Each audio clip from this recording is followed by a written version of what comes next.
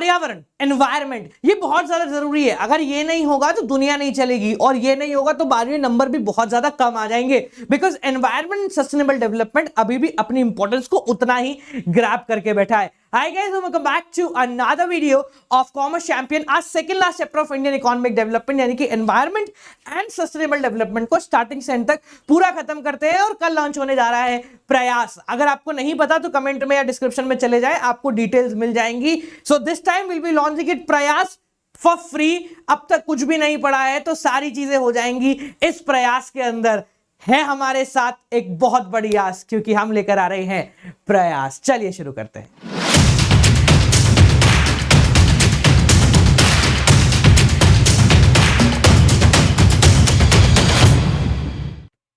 पर्यावरण या environment basically होता क्या है, अगर सिंपल भाषा में बताएं तो पर्यावरण एनवायरनमेंट का मतलब होता है टोटल प्लैनेटरी इनहेरिटेंस। क्या बोला मैंने? टोटल, संपूर्ण प्लैनेटरी जो हमारे अर्थ की है, इनहेरिटेंस जो अर्थ ने क्रिएट की है, वो सारे रिसोर्सेज, वो सारी फैसिलिटी जो इस धरती ने हमारे लिए पैदा करी है, क्रिएट करी है on their own without any disturbance from human elements, उसको हम बोलते हैं एनवायरनमेंट। ठीक है, फॉर एग्जांपल हवा, पानी, पेड़ पौधे, जानवर, इंसान खुद, बादल, बारिशें, सब क्या है? हमारे एनवायरनमेंट का हिस्सा है। बेसिकली एनवायरनमेंट को दो प्रकार के एलिमेंट्स के अंदर तोड़ दिया जाता है, एक होता है बायोटिक, एक होता है नॉन बायोटिक। ठीक है, अगर हम थोड़ी देसी भाषा में बोले तो वो बायोटिक वो होते हैं जिनके अंदर जीव माने जाते हैं, और नॉन बायोटिक वो होते हैं जिनके अंदर हम जीव नहीं मानते। फॉर एग्जांपल बायोटिक एलिमेंट में आते हैं ह्यूमन बीइंग्स, ये डियर, ये ग्रास, ये ईगल। ठीक है, ये क्या हो गए? तुम्हारे बायोटिक एलिमेंट्स हो गए जिनके अंदर कई किसी तरीके से हम जान मानते हैं कि ये जिंदा है। ठीक है जी। और अबायोटिक एलिमेंट हम वो होते हैं जो कि हम कहीं नहीं कहते कि भाई ये जिंदा है, ये बस एक एलिमेंट है, हम ऐसा मानते हैं। जैसे हवा हो गया, पानी हो गया, जमीन हो गया। हमारा मानना ये है कि ये क्या है? अबायोटिक एलिमेंट्स की कैटेगरी के अंदर आते हैं, जो सांस नहीं ले सकते बेसिकली। ठीक है, अब बात करते हैं एनवायरनमेंट काम क्या करता है। देखो, एनवायरनमेंट ही है जो सबसे बढ़िया और सबसे बेहतरीन काम करता है। ठीक है, अगर एनवायरनमेंट नहीं होगा तो पानी नहीं होगा। मतलब सोच के देखो, अगर पानी नहीं है तुम्हारी जिंदगी में तो कैसी हालत होगी। मतलब इतनी गंदी गर्मी में आप आधे घंटे बाहर खड़े हो जाओ, आप शत नमन कर जाओगे पानी को। मतलब इतनी सड़ी गर्मी हो रही है बाहर। तो बेसिकली एनवायरनमेंट क्या करता है? आपको सबसे पहले रिसोर्सेज सप्लाई करता है, जो कि आपको रहने के लिए, जीने के लिए या आगे बढ़ने के लिए बहुत ज्यादा जरूरी हो जाते हैं। जैसे पानी हो गया, खाना हो गया, बेसिक फ्यूल्स हो गए, ये सब एनवायरनमेंट से ही तो लेते हैं। और ऐसा नहीं है कि एनवायरनमेंट सिर्फ रिसोर्सेज प्रोवाइड कराने का काम करता है, ये जीवन को चलाने के लिए बहुत ज्यादा जरूरी है। हमारा एनवायरनमेंट इतना बेहतर है कि ये अपने आप सारे के सारे जुगाड़ कर देता है। देखा होगा कभी बहुत ज्यादा उमस हो जाती है तो उसके जस्ट बाद बारिश आ जाती है, तो एनवायरनमेंट जब लगता है कि उसको बहुत अजीबोगरीब माहौल हो रहा है तो वो उसको ऑटोमेटिकली न्यूट्रलाइज कर देता है बाय रेन। तो एनवायरनमेंट सिर्फ और सिर्फ हमें रिसोर्सेज प्रोवाइड नहीं कराता, हमारी जिंदगी को चलाने का भी काम करता है, इट सस्टेन आवर लाइफ। ठीक है, अब ये सब करने के बाद अगर हम प्लास्टिक को हटा दें, क्योंकि वो तो मैन मेड जुगाड़ है, उसके अलावा हमारा एनवायरनमेंट हर प्रकार के वेस्ट को डिग्रेड करने का काम करता है। ऑल्दो प्लास्टिक भी डिग्रेड करते हैं बट उसमें करोड़ों साल लग जाते हैं, बट एनवायरनमेंट एसिमिलेट्स वेस्ट। हमारा एनवायरनमेंट हर प्रकार के वेस्ट को खत्म करने का प्रयास करता है। जितने भी नेचुरल वेस्टेज होती हैं उन सबको हमारा एनवायरनमेंट खुद ही खा जाता है, ताकि अर्थ उसी प्रकार से चलती रहे जिस प्रकार से वो पहले वर्षों करोड़ों सालों से चल रही है। ठीक है, अब सवाल ये उठता है, अगर हमारा एनवायरनमेंट वेस्ट को निपटा जाता है तो फिर अभी वेस्ट क्यों है? सीधी सी बात है, अगर एनवायरनमेंट वेस्ट को खत्म कर जाएगा तो हमारे यहां इतना वेस्ट है क्यों? फिर हम वेस्ट की चिंता करें क्यों? The problem is the absorption capacity of environment. ठीक है ना। अब एब्जॉर्प्शन कैपेसिटी क्या होती है उसको मैं यहां पर दिखा देता हूं। एब्जॉर्प्शन कैपेसिटी का मतलब होता है ability of environment to absorb waste. ठीक है, कि हमारा एनवायरनमेंट कितना ज्यादा वेस्ट को एब्जॉर्ब कर पा रहा है। देखो क्या सीधी सी बात है, मैं तुम्हें बोलूं कि तुमको एक मैं रैपट दे दूं और 1 घंटे के लिए चुपचाप बिठा दूं, तो थोड़े समय में क्या होगा? वो रैपट की गर्मी अपने आप ठंडी पड़ जाएगी। पर मैं बोलूं कि तुम्हें खड़ा करके मैं धड़ाधड़ ठिकाता जाऊं, रुकू ही ना, तो क्या होगा? वो रैपट की गर्मी कभी शांत नहीं होगी। एक समय आएगा जब तुम बुबालू की तरफ फट जाओगे और चिल्ला जाओगे और बौखला जाओगे। ऐसा ही होगा, सेम एनवायरनमेंट के साथ होता है। एनवायरनमेंट खुद ब खुद सब चीजों को सुधार तो देता है, पर सुधारने की एक स्पीड होती है। ठीक है, फॉर एग्जाम्पल हम मानते हैं कि एनवायरनमेंट एग्जाम्पल के तौर पर 1 घंटे में अगर 1 kg वेस्ट को सुधारने का काम करता है, ये लगातार चल रहा है, जब से अर्थ बनी है तब से ये काम चल रहा है। पर अब क्या हो रहा है? हम 1 घंटे के अंदर 10 केजी मान लो फॉर एग्जांपल वेस्ट प्रोड्यूस कर रहे हैं, अगर एनवायरनमेंट 1 घंटे में 1 किलो वेस्ट को एसिमिलेट कर देता है, खत्म कर देता है, एब्जॉर्ब कर लेता है, हम उल्टा काम कर रहे हैं, हम 10 किलो वेस्ट जो है वो प्रोड्यूस कर रहे हैं, तो ऑटोमेटिकली एनवायरनमेंट की चक्की चलने के बावजूद हम 9 केजी वेस्ट जो है वो ऐसा क्रिएट कर रहे हैं जिसको एनवायरनमेंट कभी भी एब्जॉर्ब कर ही नहीं पाएगा। ठीक है, सो एब्जॉर्प्शन कैपेसिटी का मतलब क्या है कि एनवायरनमेंट की कैपेसिटी है, एनवायरनमेंट की क्षमता है कि वो वेस्ट को किस स्पीड से एब्जॉर्ब करती है। ठीक है जी। चौथा काम है it enhance the quality of life. आज आप नॉर्मल शहर में अगर आप रह रहे हैं तो आप एक चीज मिस कर रहे होंगे, पेड़ पौधे, जानवर और ये सारी चीजें। हम छोटे शहरों में रहने वाले लोगों के लिए ये अभी कॉमन है, मतलब हमारे इर्द हमें पेड़ पौधे मिल जाएंगे, घास गार्डन सब मिल जाएगा, मतलब नेचुरल वाला। ठीक है, और साथ साथ में पेड़ पक्षी वगैरह सब देखने को मिल जाते हैं। बट जो लोग शहर में रहते हैं, मेट्रोपॉलिटन सिटीज में रहते हैं, वहां शायद ही ऐसे पेड़, ऐसे पक्षी और बहुत सारे कहते हैं ना, मस्त मजा आ जाए। सुबह उठो, आप छत पे जाओ तो आपके इर्द गिर्द इधर इधर कोई और पक्षी घूम रहा है, इधर कोई और पक्षी घूम रहा है, और पेड़ पौधों की मस्त सुगंधित हवा आ रही है। तो environment basically increase the quality of life. और आप सभी जानते हैं कि अगर एनवायरनमेंट के साथ हैं तो हमारी लाइफ एक्सपेक्टेंसी भी बढ़ेगी, साथ साथ में हमारी कैपेसिटी भी बूस्ट हो जाएगी। ठीक है, ये एक तथ्यकथित बात है, ऐसा नहीं है कि मैं इसको सिर्फ कहने के लिए बोल रहा हूं, डॉक्टर्स भी इस बात को मान चुके हैं। मेजरली क्या होता है, आपने देखा होगा कि अभी ट्रेडिशनल तरीके से इलाज करने के बहुत सारे तरीके आ रहे हैं। ठीक है, कि आप ट्रेडिशनल तरीके से इलाज करवा लो। ठीक है, और आपकी बहुत बड़ी बड़ी बीमारियां जो शायद कई और तरीके से सुधरना इम्पॉसिबल के आसपास हो, वो भी सुधर रही है नेचुरली। ठीक है, तो उसमें वो लोग करते कुछ नहीं है, वो आपको नेचर के पास ले जाके खड़ा कर देते हैं और आपको कहते हैं कि आप पूरा दिन यहीं रहो, नेचर से उगने वाली चीजें ही खाओ, नेचर के साथ ही रहो और नेचर में जिंदा रहो। और नेचुरल तरीके से, जिस तरीके से आपकी अर्थ चाहती है एक ऑर्गेनिज्म को बढ़ाने के लिए, आप उसी तरीके से बढ़े रहो। आप पढ़ोगे, आप ऑटोमेटिकली देखोगे कि आपकी बॉडी खुद ब खुद सब चीजों को क्योर कर रही है, just because your body is meant to cure everything and the environment itself does the same. पर हम क्या करते हैं, हम उल्टा काम करते हैं। हम बोलते नहीं भाई, काम करने के लिए हम तो शहरों में जाएंगे, शहरों में जाएंगे, अब बीमार पड़ेंगे, बीमार पड़ने के बाद गोलियां लेंगे, गोलियां लेके जब सब चीजें खराब हो जाएंगी फिर हम एनवायरनमेंट के पास आएंगे, वहीं आ जाएंगे जहां से हमने शुरू किया था। ठीक है जी। अगला काम बात करते हैं हम एनवायरमेंट क्राइसिस। भाई हमारा जो पर्यावरण है वो धीरे धीरे खराब होता जा रहा है, खत्म होता जा रहा है। क्यों हो रहा है? क्योंकि हमारा पॉपुलेशन बढ़ रहा है, दैट्स अ बेसिक रीजन। और पॉपुलेशन के साथ साथ जो सबसे बड़ा रीजन है वो है अर्बनाइजेशन। अर्बनाइजेशन मतलब शहरों में वृद्धि। हम ये देखने को मिल रहा है हमें लगातार कि शहर जो है ना वो बहुत स्पीड से बढ़ रहे हैं। मतलब अब तो ऐसा देखने को मिल रहा है, हमारे इर्द गिर्द पहले बहुत सारे गांव थे, और बढ़िया से पेड़ पौधे, आप जाओ तो मस्त माहौल, गाड़ी का शीशा खोलो अगर कार में जा रहे हो और बाइक पे जा रहे हो तो बस हेलमेट उतारो, होए क्या मजेदार माहौल, दोनों तरफ पेड़ ही पेड़, पेड़ ही पेड़। और पिछले 5 सालों में ऐसा हुआ कि वो जो गांव है ना वो हमसे बहुत ज्यादा दूर जाते जा रहे हैं। वो दूर इसलिए जाते जा रहे हैं कि गांव में भी अर्बनाइजेशन होना शुरू हो गया है, यानी कि वहां पर भी बिल्डिंग्स खड़ी होना शुरू हो गई, लोगों के लिए फ्लैट्स बनना शुरू हो गए या कुछ भी इंक्रीमेंट होने लग गया है। इसकी वजह से बहुत ज्यादा स्ट्रेस क्रिएट हो जाता है एनवायरनमेंट के ऊपर। और क्योंकि एनवायरनमेंट के जो रिसोर्सेज है वो लिमिटेड है, वो ऑल्दो रिन्यूएबल होते हैं मेजरली, बट बेसिकली उनका भी रिन्यूएबल होने का एक टाइम पीरियड होता है और हम लोग इतनी स्पीड में खर्च कर जाते हैं कि हमें समझ में भी नहीं आता है। So due to various sources have already become extent, बहुत सारे ऐसे रिसोर्सेज एनवायरनमेंट के जो ऑलरेडी एक्सटेंड हो चुके हैं। रिसोर्सेज यानी बहुत सारे ऐसे जानवर भी हैं जो एक्सटेंड हो चुके हैं। अब हम कहते हैं भाई समय के साथ तो बदलाव होता है, बट बेसिकली जो एक्सटेंड हुआ है ना इसमें हमारी गलती है। ठीक है, क्योंकि हमने उनको रहने के लिए जगह नहीं दी, वो एनवायरनमेंट जो था वो नहीं दिया। कभी ऐसा तो नहीं है कि आपके पास आके चिड़िया बोले भाई अड़ जा, यहाँ तो मेरा नेस्टा, नहीं करते वो। ठीक है, हम लोग ऐसा करते हैं। क्यों करते हैं? क्योंकि हम लोगों को बढ़ना है। बढ़ना क्यों है वो पता नहीं किसी को। While others reducing day by day. ठीक है, कुछ रिसोर्सेज हैं जो खत्म हो चुके हैं, कुछ रिसोर्सेज हैं जो लगातार कम होते जा रहे हैं। और आज हम देख रहे हैं कि हम लोग सिर्फ कैसे ना कैसे जिंदगी जीने का प्रयास कर रहे हैं। ठीक है, we are not enjoying the life, we are just trying to live the life. ठीक है, हम पहले किसी और रिसोर्स पे काम करते थे, फिर कोल और एनर्जी पे आने लग गए। अब हमें दिख रहा है कि भाई कोल की खपत ज्यादा हो रही है, खत्म हो रहा है, तो बोले फिर एक काम करो, फिर ईवी पे आ जाओ। ठीक है, वापस एनवायरनमेंट से ही रोशनी लेना शुरू कर दो। तो हम क्या कर रहे हैं, हम जैसे तैसे जिंदगी जीने का प्रयास कर रहे हैं, जस्ट बिकॉज हम एनवायरनमेंट को और रेगुलर बेसिस डिग्रेड करते जा रहे हैं। अब क्यों होता है? बेसिकली कुछ बेसिक रीजन अगर आप बात करें तो पहला है पॉपुलेशन का बढ़ना। जैसे जैसे पॉपुलेशन बढ़ेगी, even a single individual require all the resources to live. हर एक बंदे को सारे के सारे रिसोर्सेज चाहिए। तो भैया अगर वो जिंदा हुआ है तो उसको पैदा होने से लेकर बुढ़ापे तक जितने भी रिसोर्सेज हैं वो सबकी रिक्वायरमेंट यहां पर पड़ रही होती है। That's why environment crisis occur. Industrial revolution, हम बहुत ज्यादा एक्साइटेड रहते हैं मतलब नई इंडस्ट्री खुलेगा, नया प्रोडक्ट आएगा, but every single product that we purchase, even this, even this, whatsoever you want, every single thing ने किसी ना किसी तरीके से एनवायरमेंट को कहीं ना कहीं तोड़ा है। ठीक है, ये पर्यावरण हमसे है ऐसा हमें लगता है, पर उल्टा है, हम पर्यावरण से हैं। जितना जल्दी पर्यावरण खत्म होगा, ये एनवायरमेंट, ये ग्रीनरी खत्म होगी ना, उससे कहीं गुना ज्यादा जल्दी हम लोग खत्म हो जाएंगे।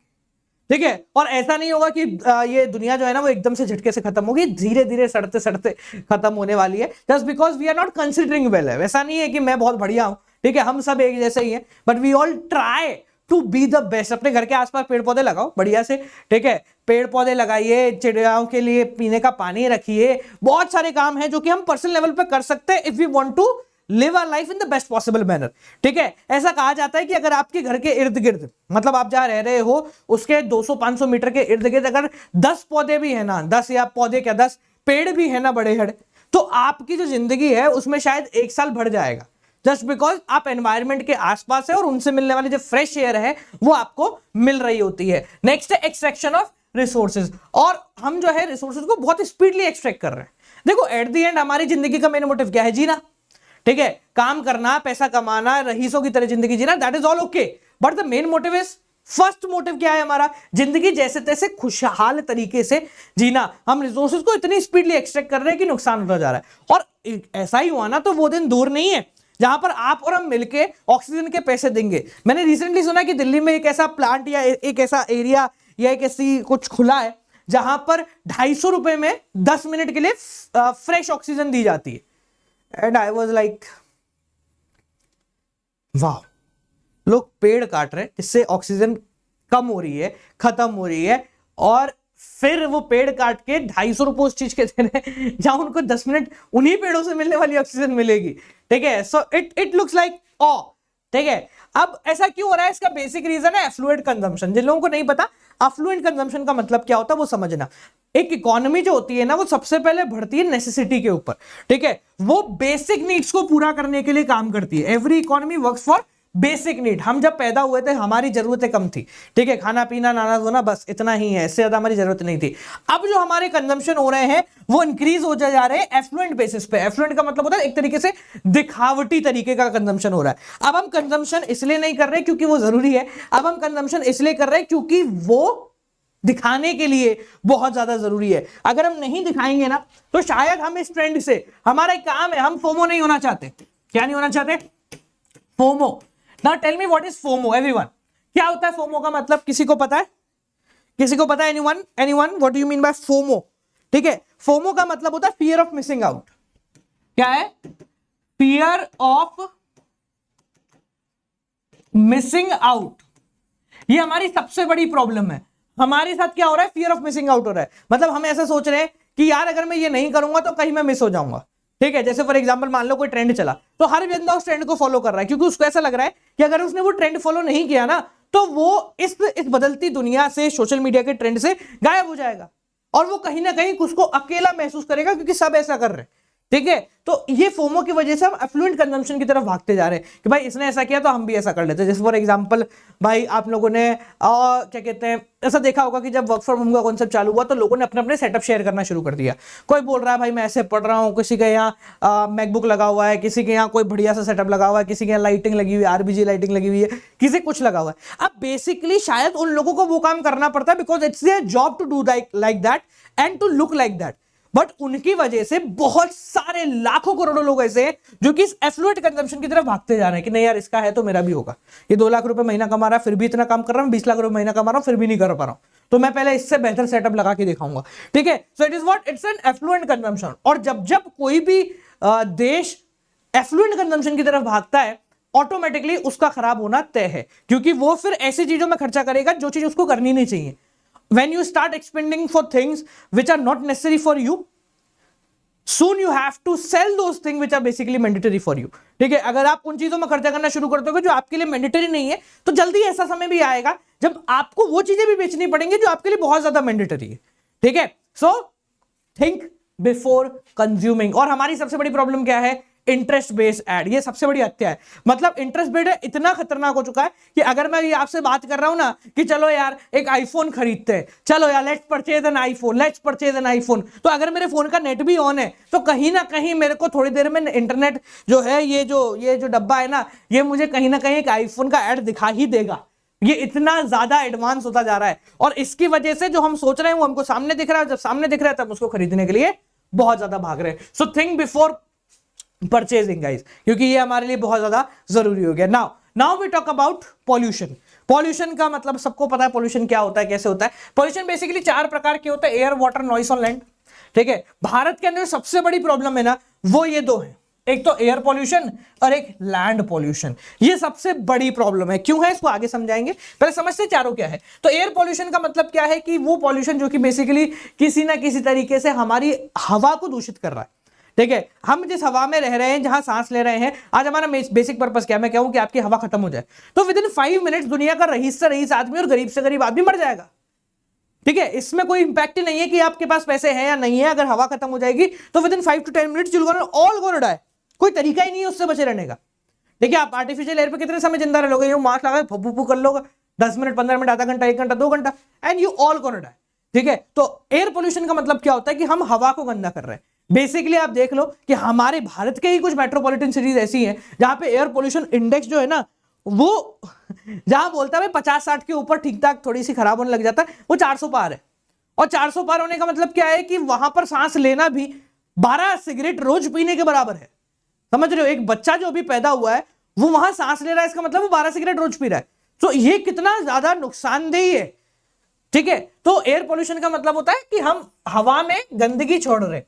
ठीक है, चाहे वो व्हीकल से हो, स्मोक बाय इंडस्ट्री हो या फॉसिल फ्यूल जला के हो। ठीक है, इससे होता है कि इससे बेसिकली आपके ओजोन लेयर डिप्लीशन होता है, जो कि चैप्टर का आगे का पॉइंट है। वाटर पॉल्यूशन, ये भी भारत का एक बहुत बड़ा प्रॉब्लम है कि हम जो है केमिकल वेस्टेज को पानी में छोड़ रहे हैं। ठीक है, अब पानी में छोड़ने से क्या होता है, पानी में जब भी हम छोड़ेंगे तो उससे पूरी की पूरी नदी जो है वो खराब हो जाती है। ऑल्दो हाँ, पिछले कुछ सालों में हर पार्टी की गवर्नमेंट ने, ठीक है मैं किसी एक पार्टी को नहीं बोल रहा, हर पार्टी की गवर्नमेंट ने इसको लेकर काफी ज्यादा अवेयरनेस दिखाई है और इसको सुधारने का काम भी उन लोगों ने किया है। नॉइस पोल्यूशन सब जानते हैं। ठीक है, हवा में जो हवा क्या बेसिकली जो आप लोग सुनते हैं कि गाड़ियों की आवाज और एयरक्राफ्ट की आवाज, industrial noise, high volume equipment और ये सारी चीजें हमारे नॉइस पोल्यूशन के अंदर आती है। Noise pollution is also not good for us and also for environment too. ठीक है, लैंड पोल्यूशन सब जानते हैं, भारत में सबसे बड़ी प्रॉब्लम यही है। ठीक है, लैंड पोल्यूशन, हम डिफॉरेस्टेशन करते हैं, अर्बनाइजेशन करते हैं, इंडस्ट्रियलाइजेशन करते हैं, जिसकी वजह से हमारे भारत देश के अंदर लैंड पॉल्यूशन है। अब लैंड पॉल्यूशन कितना गंदा है मैं बताता हूं, समझाता हूं। बहुत सिंपल सी बात है, आप लोगों ने ऐसा देखा होगा कि अगर आप बाहर चले जाओ या किसी इंडिया के बाहर की कोई वीडियो देख रहे होंगे तो आपको वहां की हवा बिल्कुल साफ दिख रही होगी। ठीक है, मतलब दुबई के अंदर भी, और दुबई पूरा का पूरा रेगिस्तान है, वहां पर भी अगर आप शहर में देख रहे हो तो आपको ऐसा नहीं दिखेगा कहीं धूल मिट्टी उड़ रही है। ठीक है, जबकि भारत के अंदर अगर ऐसी जगह देख लो जहां 100 किलोमीटर रेगिस्तान नहीं, वहां पर भी धूल मिट्टी दिखेगी। इसका बेसिक रीजन क्या है? इसका बेसिक रीजन सिर्फ एक है, हमारे यहां बहुत स्पीडली डिफॉरेस्टेशन होता है। ठीक है, पेड़ जो होते हैं ना वो बेसिकली मिट्टी को पकड़ने का काम करते हैं। हम क्या करते हैं, पेड़ उखाड़ते हैं तो मिट्टी कमजोर हो गई। ठीक है, फिर वहां कुछ और बना दिया, रोड बना दिया, उससे मिट्टी और कमजोर हो गई, फिर रोड भी उखाड़ दिया।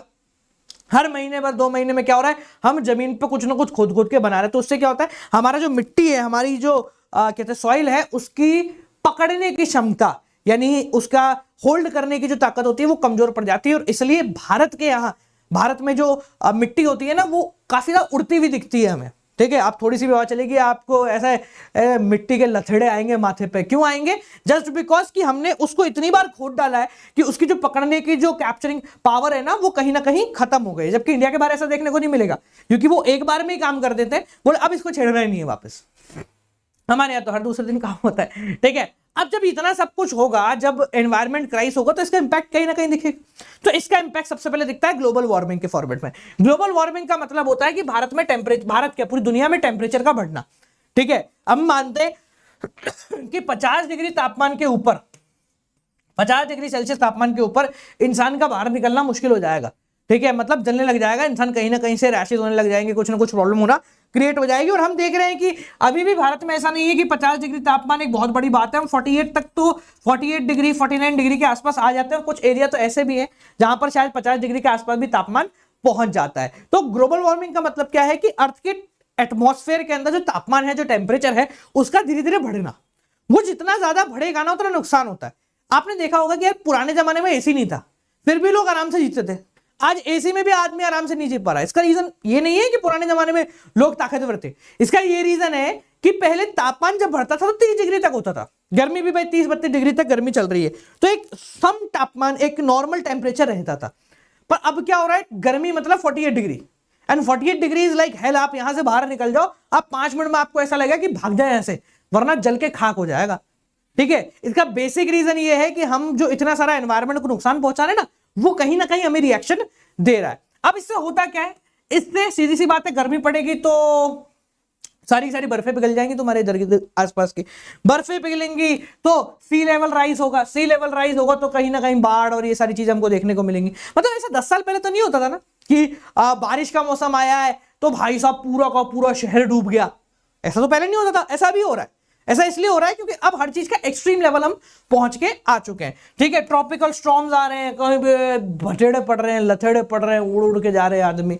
ठीक है, मेनी स्पीशीज बिकम एंडेंजर्ड, बहुत सारी स्पीशीज है जो शायद एंडेंजर्ड हो गई है क्योंकि वो इतना एक्सट्रीम तापमान झेलने के लिए नहीं है। वो नॉर्मल आए थे भाई 10 डिग्री से 30 डिग्री के बीच का तापमान होगा, नॉर्मली जिंदगी जी लेंगे। बट अब इंसानों की वजह से वो तापमान -50 डिग्री तक और ऊपर 50 डिग्री तक पहुंच रहा है, तो वो स्पीशीज सर्वाइव नहीं कर पाती है। ठीक है, और ऐसा नहीं कि स्पीशीज ही नहीं, इंसान भी सर्वाइव नहीं कर पाता। आपने देखा होगा जैसे ही तापमान बदलता है हम बीमार पड़ जाते हैं।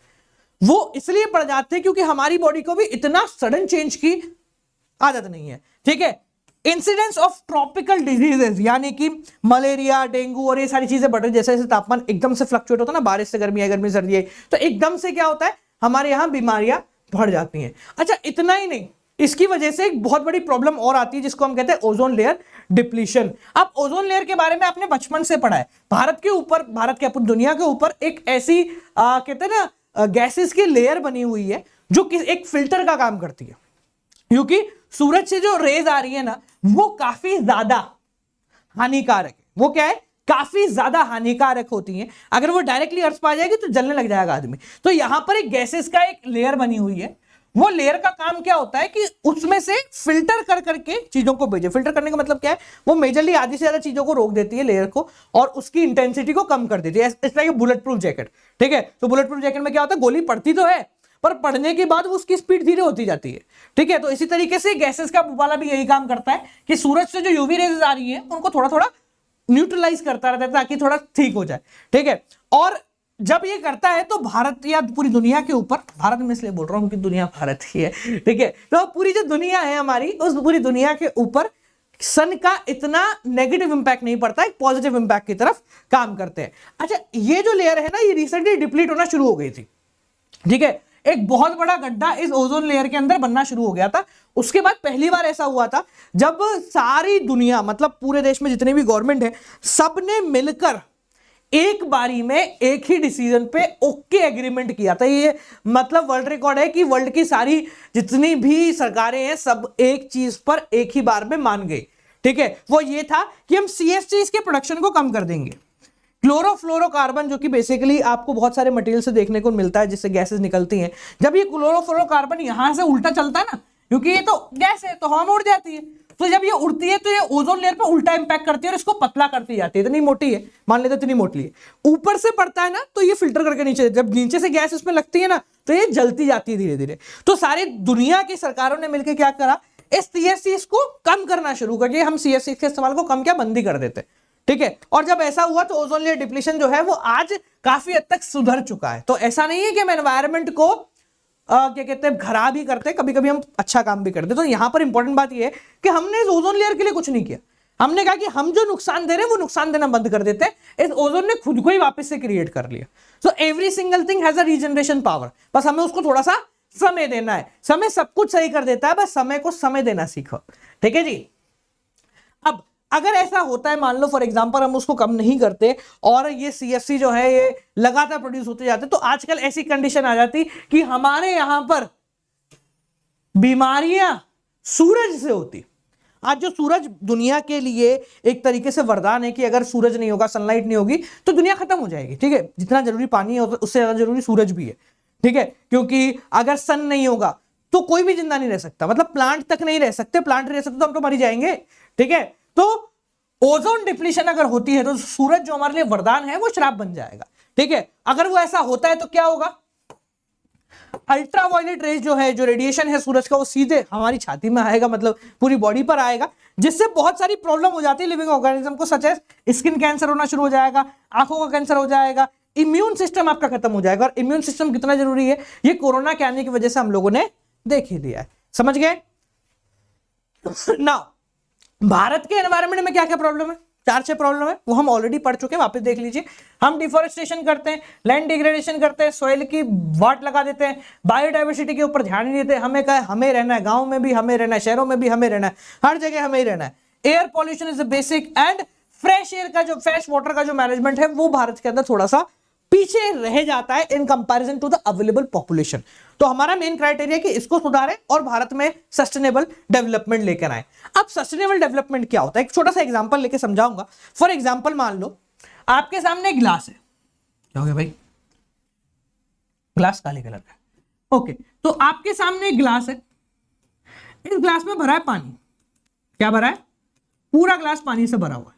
तो सस्टेनेबल डेवलपमेंट क्या कहता है कि भाई इसमें से तेरे को जितना पानी चाहिए उतना पानी तू पी ले, जितना पानी तुझे चाहिए उतना पानी तू पी ले,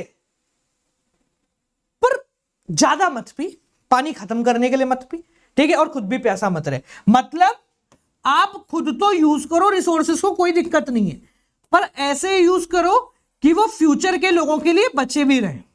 ठीक है, यानी कि प्रेजेंट जनरेशन का डेवलपमेंट करो without hampering the development of future generation. मतलब पानी तुम्हें जबरदस्ती पूरा नहीं पीना है, तुम्हें जितनी प्यास लग रही है उतना पी लो, बाकी दूसरों के लिए छोड़ दो।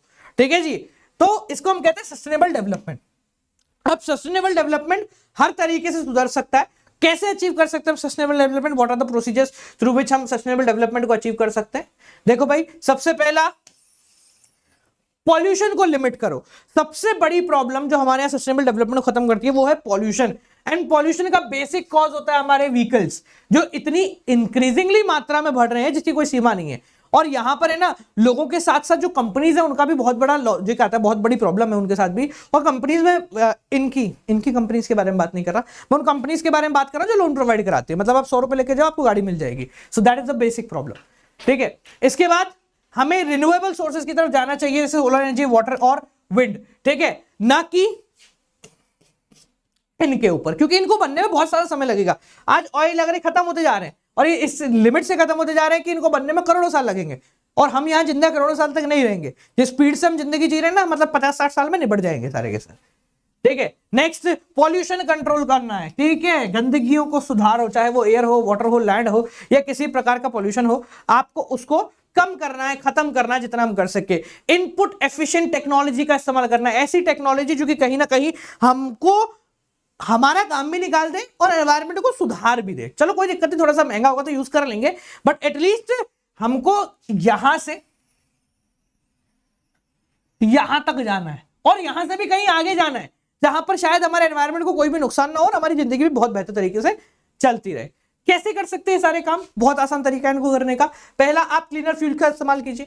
उन फ्यूल्स का इस्तेमाल कीजिए जो कहीं ना कहीं हमें और एनवायरनमेंट दोनों को नुकसान ना दे, जैसे गोबर gas, compress natural gas, CNG, इनका इस्तेमाल कीजिए, एलपीजी का इस्तेमाल कीजिए। ठीक है, तो ज्यादा पोल्यूशन नहीं करती उन गैसेस का इस्तेमाल करें। Non conventional sources of energy का इस्तेमाल करें, ठीक है, जो कि अभी पैदा हुई है और बहुत बेहतर भी है, और जो कि अभी तो अनलिमिटेड है। Solar energy, wind power energy, और ये सारी एनर्जी जो एनवायरनमेंट से मिल रही है और अभी फ्री है, कोई दिक्कत नहीं है। आप जहां तक हो सके पब्लिक मीन्स ऑफ ट्रांसपोर्ट का इस्तेमाल करो, मतलब कोई दिक्कत नहीं, बस में चले जाओ, कोई बुरा नहीं मारा, थोड़े धक्के लगेंगे पर चले जाओ। ठीक है, और ऐसा ही होने वाला है आने वाले टाइम में। ठीक है, ट्रेडिशनल नॉलेज एंड प्रैक्टिस का इस्तेमाल करें। हम पहले जैसे थे वैसे ही बनना है, मतलब मॉडर्न होना है। मॉडर्न का मतलब ये नहीं है कि तुम अच्छे कपड़े पहन लो, मॉडर्न का मतलब ये है you will work and have a modern mindset without even changing the way you live the life. ठीक है, तो while shifting from the traditional system, the western system ignored the pride and environment friendly culture. जो western system है उसने खाने को भी इस तरीके से डेवलप कर दिया है कि उसमें अब एनवायरनमेंट की जरूरत नहीं। थोड़े समय में ऐसा आएगा कि तुम्हें खाना खाना ना तो पेड़ पौधे की जरूरत नहीं है, तो वो अभी बोला मशीन में बन रहा है, बोले क्या बन रहा है, बोलो 4-6 चीजें डाली हैं, उनसे बन के तुम्हें खिला देंगे बढ़िया सा, ठीक है। तो इंडियन कल्चर को डेवलप करने वाला काम हमें करना चाहिए, जैसे आयुष, आयुर्वेद, योगा, नेचुरोपैथी, यूनानी एंड सिद्धा एंड हेमोपैथी ट्रीटमेंट जो है वो भारत का बहुत ज्यादा चल रहा है, तो ट्रेडिशनल मेथड्स पे जाइए, काम बढ़िया होगा। ऑर्गेनिक फार्मिंग को थोड़ा सा प्रमोट कीजिए, ठीक है। ऑर्गेनिक फार्मिंग सब जानते हैं क्या होता है, आप ऐसी चीजों के थ्रू फार्मिंग करो जिससे कहते हैं ना नॉन कन्वेंशनल चीजें, मतलब अजीबोगरीब चीजों का इस्तेमाल ना हो, ठीक है। यानी कि आप किसी भी तरीके से लैंड को ज्यादा फोर्स ना करें कि भाई प्रोडक्शन दे हमें, ठीक है, जितना नॉर्मल हो रहा है उसके हिसाब से काम करें, किस तरह कोई केमिकल का यूज ना करें।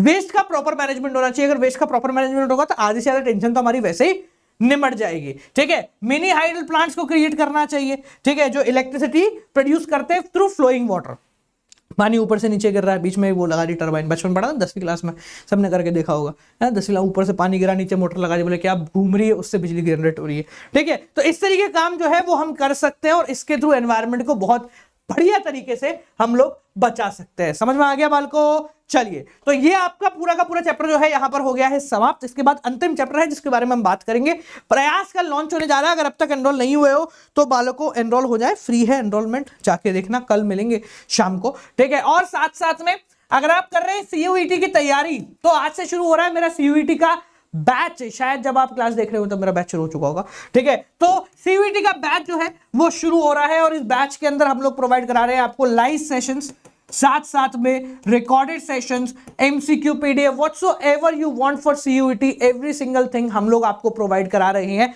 सो बैच के अंदर एनरोल होने के लिए आपको लेना है सीयूईटी का सब्सक्रिप्शन यूजिंग कोड गौरव जे। आप जैसे ही सब्सक्रिप्शन लेते हो you will be automatically enrolled in NDA for CUET. NDA का मतलब है नो डाउट आर्मी, एक ऐसी आर्मी जहां हजारों बच्चे होते हैं जिनको हम मिलकर ऐसी तैयारी कराते हैं कि वो अपने ड्रीम गोल में और बेसिकली ड्रीम जॉब या ड्रीम बिजनेस को स्टार्ट कर सकें और उसको आगे बढ़ा सकें। मिलते हैं आप लोगों से बालको अगली वीडियो के साथ। Till then guys keep on watching, good night, bye bye, नमस्कार।